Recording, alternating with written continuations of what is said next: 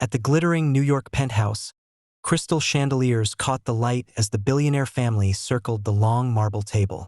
Laughter flowed with wine, but when Jasmine Carter entered, the air shifted. She was elegance in motion, black silk dress, natural curls shining, her presence commanding without effort. A folder marked $900 million deal rested in her hand, though she carried herself as if it weighed nothing. The family smiled at first, but their smiles were sharp, not kind. The patriarch leaned back, swirling his drink. Impressive numbers, Miss Carter. For someone like you. The words landed heavy. His wife chuckled under her breath. A cousin muttered, "Unbelievable. Walking into this house like she belongs." Jasmine's fingers tightened on the folder. She had built empires from the ground up, turned failures into fortune, but here they saw only skin. Her silence made the chandeliers' hum feel louder. The patriarch leaned forward, voice low. "900 million is a lot of money, but you should be grateful we'd even consider you." Her gaze swept across the room. Every polished smile, every glass raised in condescension. A lifetime of late nights, sacrifices, and grit, all belittled in a single evening. Then she stood, calm, regal. She closed the folder, the sound sharp as a gunshot. "You're right," she said, her voice steady. "900 million is a lot of money, but my worth isn't something you can buy." Gasps followed as she turned, heels striking the marble floor. The contract, once their prize, remained on the table, untouched. The patriarch's glass slipped from his hand, shattering against the tile.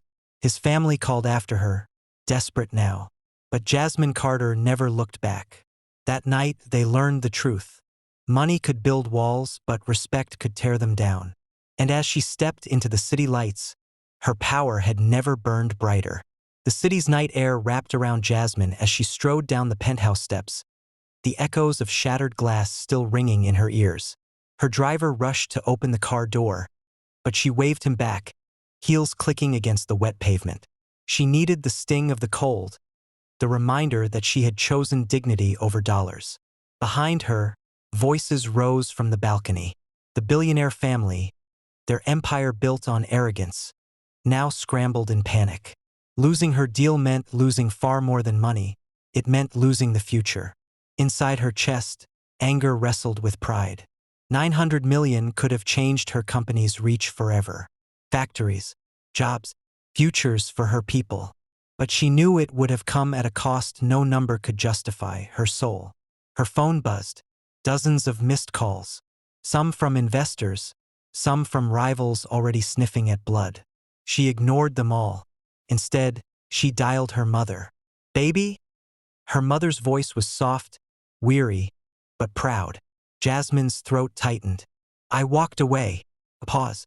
Then her mother said, steady as ever, "Then you walk tall." Jasmine closed her eyes, letting the words ground her. All her life, she had been told she had to work twice as hard for half the recognition. Tonight, she proved that her worth was never up for their negotiation. But as the streetlight caught her face, determination flared beneath the ache. If one door slammed, she would build her own. And this time, the world would come knocking. Far above, the family still whispered her name with fear.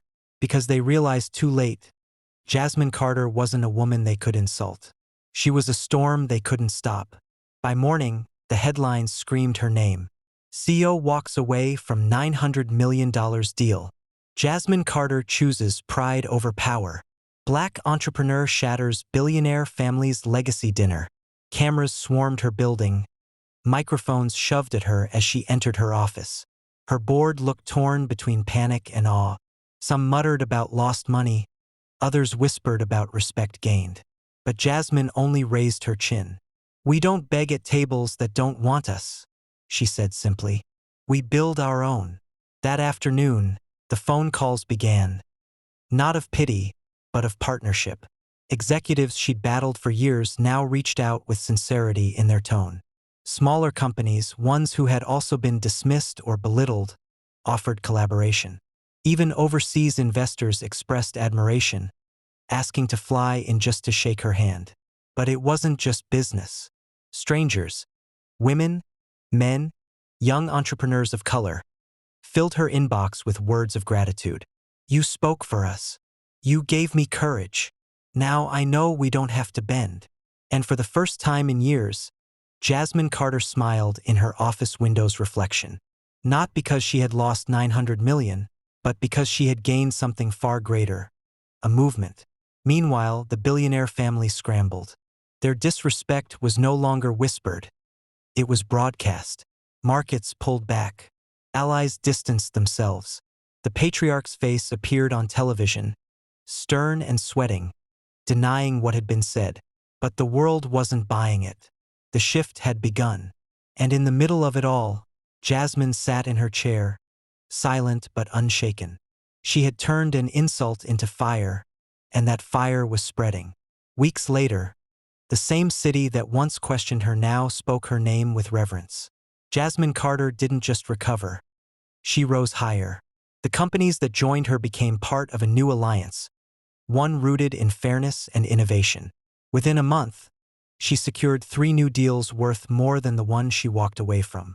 But what mattered most wasn't the money, it was the respect. At a business summit, cameras flashed as she stepped onto the stage. The hall was packed, not with billionaires in ivory towers, but with young founders, women, minorities, dreamers who had felt the sting of being underestimated. They leaned forward, waiting for her words. She looked at them, her voice calm but unshakable. They told me I should be grateful. They told me 900 million was worth my silence. But no contract is worth your dignity. Walk away from tables that don't see your worth. And if no seat is offered, build your own table. Then make it big enough for others to sit beside you. The room erupted. Not applause, but a roar. A surge of hope echoing in every corner. Later, as Jasmine stepped outside, the city lights glittered around her. She breathed deep, shoulders lighter than ever. She had walked away that night with nothing in hand but everything in heart. And now she was no longer just a CEO. She was a symbol. Her story had become a call to millions. Know your worth. Stand tall. The world will follow.